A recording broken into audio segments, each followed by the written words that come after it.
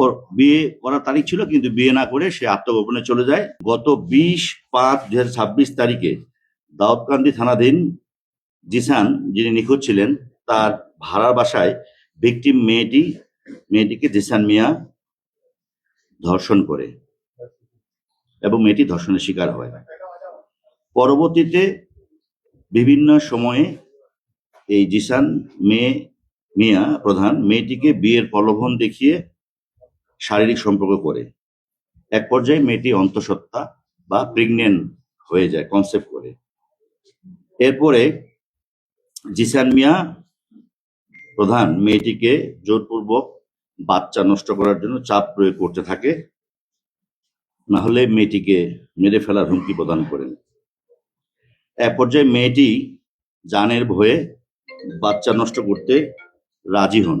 এরপরে জিসান মিয়া তার পূর্ব পরিচিত ঘনিষ্ঠ জনৈক সেকেন্দার আলী ফার্মেসির দোকান করে তার দোকান হতে বাচ্চা নষ্ট করে একটি মেয়েটিকে খাওয়ায়।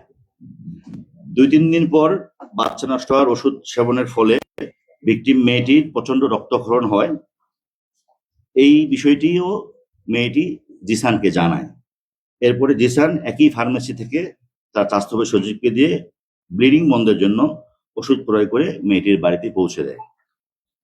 রক্তক্ষরণ বন্ধ হওয়ার পর মেয়েটি জিসানকে বিয়ের জন্য চাপ প্রয়োগ করে। তারই ধারাবাহিকতায় গত 12/6/2026 তারিখ, যেদিন উনি নিখোঁজ হয়, ওই দিন বিয়ে করার সম্মতি দেয় এবং বিয়ে করার জন্য নির্ধারিত তারিখ ছিল। ওর বিয়ে করার তারিখ ছিল, কিন্তু বিয়ে না করে সে আত্মগোপনে চলে যায়। তাকে গতকালকে আমরা যে জায়গা থেকে উদ্ধার করি, আমাদের ডিবি টিম, আমরা যখন জিসানের বাবা মাকে এবং তার ভাইকে দাউদকান্দি থানায় নিয়ে আসি যে ঘটনা তো এরকম, আসলে উনি তো নিখোঁজ না, উনি কি আত্মগোপনে, আপনারা জানেন। তার কিছুক্ষণের মধ্যেই তারাই বলছে যে তাদের ভাই, জিসানের যে ভাই, সে বলছে লাকসামে পাওয়া গেছে।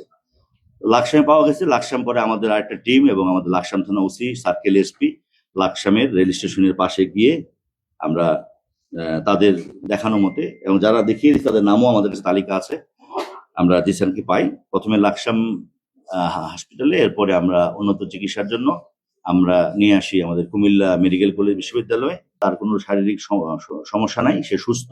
মূলত এই যে মেয়েটিকে বিয়ের প্রলোভন দেখিয়ে যে শারীরিক সম্পর্ক, ধর্ষণ, এই বিষয়ে আত্মগোপনে এসে গেছিল। আমরা মেয়েটিকেও আমাদের হেফাজতে নিছি।